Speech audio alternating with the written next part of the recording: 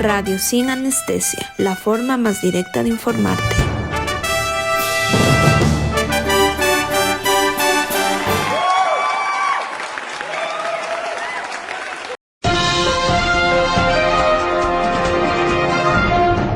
Bienvenidos a su programa Tu Dosis Diaria. En esta ocasión estaremos abordando un tema muy importante como son los procesos electorales en el Ecuador, particularmente los cambios que ha tenido el país a lo largo de su historia con respecto a quienes podían ejercer su derecho al voto y sus cambios hasta la actualidad. 9, 8, 7, 6, 5, 4, 3, 2, 1. Sin Anestesia te trae la mejor información. El voto facultativo en el Ecuador.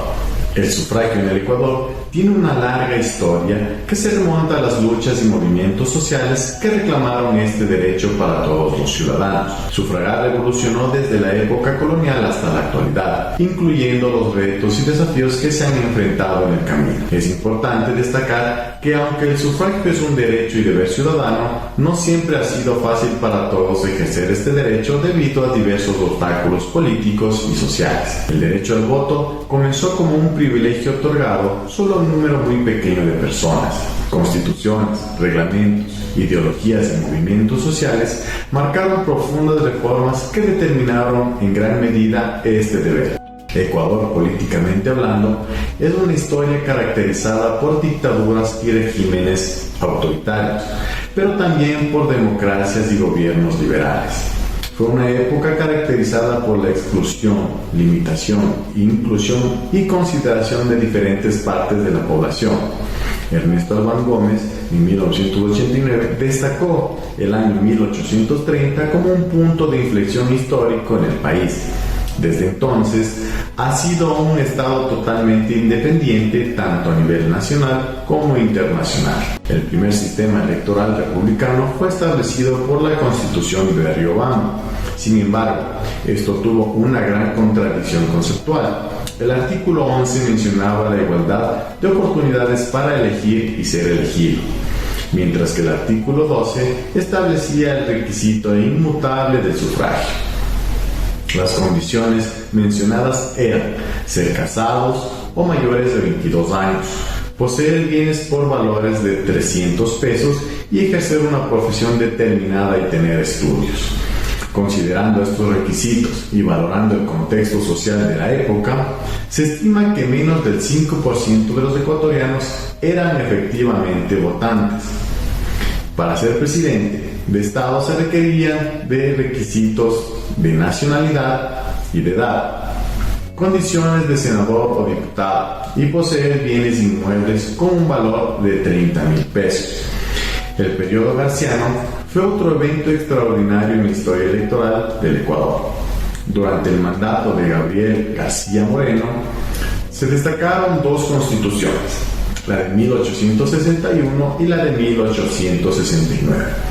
Una de las reformas más llamativas fue la abolición de los requisitos económicos para los votantes en 1861. No cabe duda que este proceso ha contribuido a la democracia en el Ecuador, especialmente a la democratización política. Sin embargo, todavía existían otros requisitos que siguieron presentes, como el nivel de analfabetismo.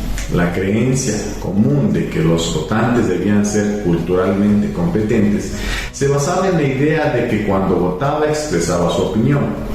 Hacerlo requería reflexión y consideración.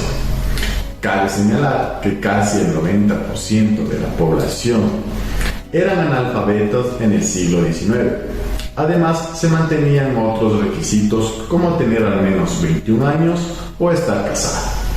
El debate sobre la igualdad de representación resurgió a través del Decreto 24 de la Constitución de 1861, que establecía la representación de la legislatura que debía ser proporcional a su población y se administraba de la siguiente manera.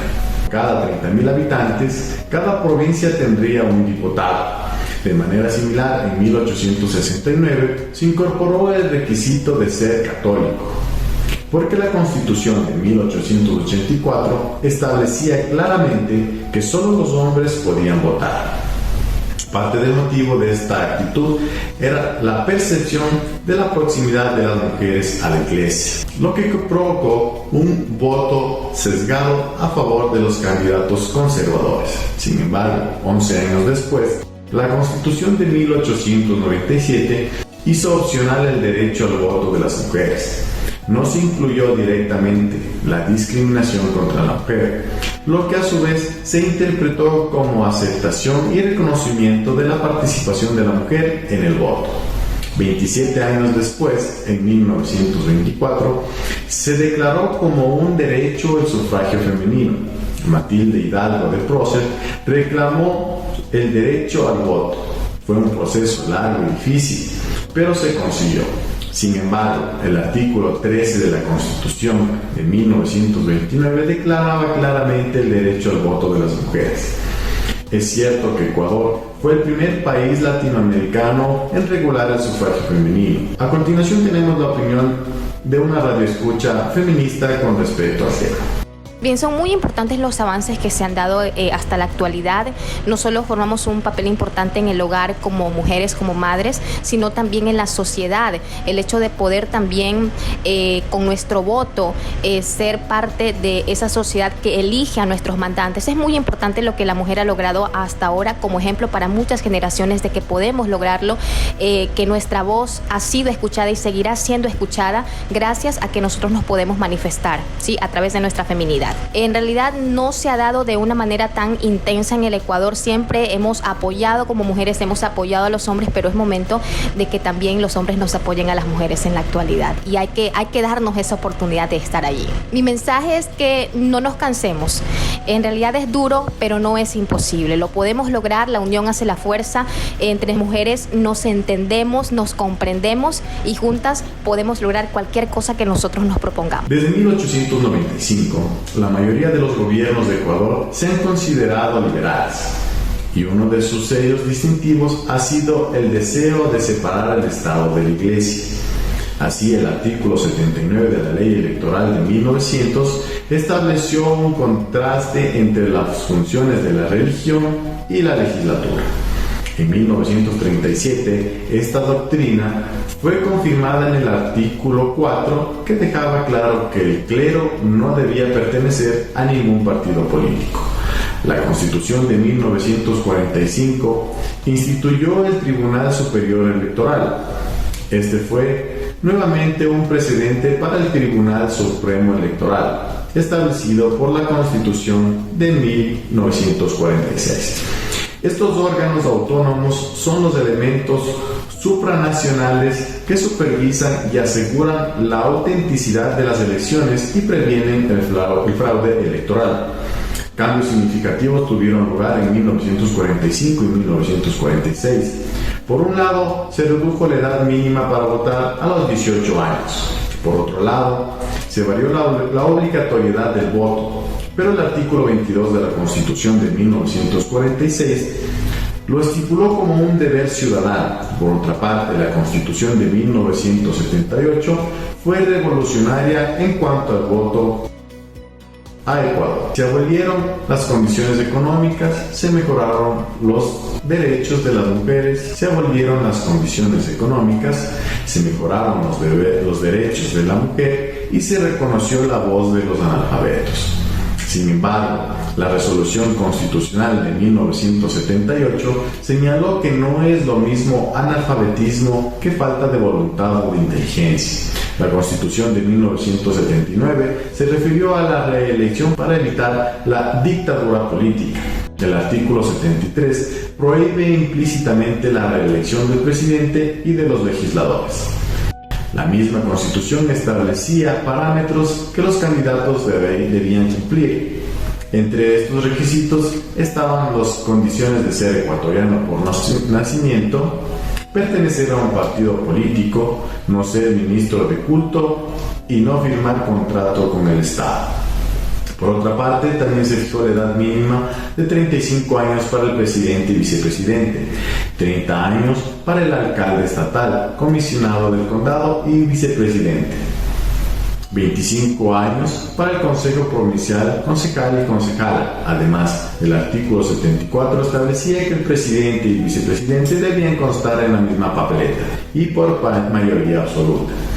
Esto hizo posible la celebración de una segunda vuelta electoral. La Constitución de 1998 señaló en su artículo 27: los ecuatorianos domiciliados en el exterior podrían elegir presidente y vicepresidente de la República. En el lugar de su registro o empadronamiento, la ley regulará el ejercicio de este derecho. El decreto de 2008 se caracterizaba por la integración de un Estado transcultural y multiétnico, con especial atención a la población indígena. Tales cambios son dialógicos, concretizantes y garantistas. Primero, el dialógico por la importancia de la comunicación y la reflexión.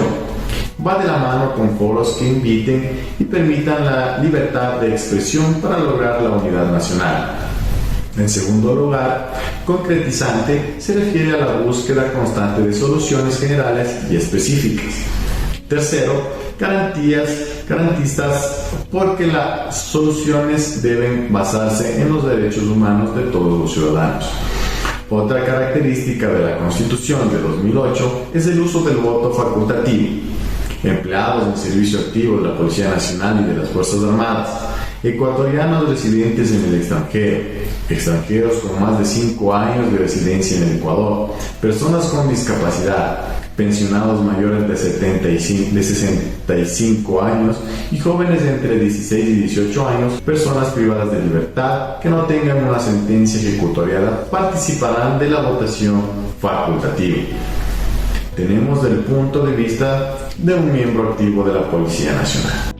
A raíz de la Constitución del 2008 se nos facultó para que Policía Nacional y Fuerzas Armadas ejerzamos nuestro voto facultativo, en este caso voluntario. Obviamente es importante en vista de que nos hacen partícipes de las decisiones que a la larga pueden servir o afectar la democracia del país. A pesar de ser apolíticos, podemos ejercer nuestro voto facultativo, lo cual, como le indicaba, nos permite tomar nuestra propia decisión e inclinarnos por un candidato el cual sea de nuestro agrado. Considero que es muy importante esto porque nosotros también somos parte del país, independientemente de un uniforme al cual nosotros representamos. Además debemos tomar en cuenta que nosotros no nos debemos a ningún partido político, al contrario, somos garantistas de la democracia y de la Constitución, independientemente del gobierno de turno que se encuentre. Por eso es importante que este voto nosotros podamos ejercerlo. El sufragio selectivo es una herramienta que trata al voto como un derecho, no como una obligación, siendo un mecanismo que obliga a un determinado grupo de ciudadanos a ejercer su derecho a sufragar. En la actualidad, todos los ciudadanos, hombres, mujeres, jóvenes adultos y adultos mayores, están facultados para ejercer su derecho a elegir a su candidato de su preferencia, afianzando así la democracia de la que goza nuestra nación, supervisada por organismos nacionales e internacionales, garantistas de la transparencia del proceso. El voto facultativo, según nuestra normativa, la Constitución y el Código de la Democracia, determina claramente que el voto facultativo es una excepcionalidad del voto obligatorio que tenemos los ecuatorianos que cumplimos los 18 años hasta la mayoría de edad. Por ejemplo, ingresan ciertos grupos que por su edad, por ejemplo, los mayores de 65, los mayores de 16 y menores de 18 son personas que tienen el voto facultativo, es decir, que no tienen la obligación de ir a realizar el voto. Al igual que personal de las Fuerzas Armadas, de la Policía, de la Naval, también los privados de libertad que no tienen sentencia ejecutoriada y que se encuentran en los centros de rehabilitación social. La reforma aplicando el voto facultativo tuvo un gran alcance con ciertos sectores que fueron invisibilizados por mucho tiempo, es decir, los jóvenes, los adultos mayores, personal policial, incluso la gente dentro de los centros de rehabilitación social, que han sido siempre sectores vulnerables, sectores invisibilizados dentro de la democracia, dentro de la política representativa. Entonces creo que sí fue un factor muy importante y de mucha relevancia justamente para lo que fueron posteriormente las consultas populares, las reformas a la Constitución, el tema de nuevas elecciones, tanto seccionales como presidenciales y de asambleístas. Hemos llegado a la parte final de su programa Tu Dosis Diaria, con la conducción de Belkis Cordero y locución de Jairo Mafla. Los esperamos en una próxima emisión con más temas de interés social. Radio sin anestesia, la forma más directa de informarte.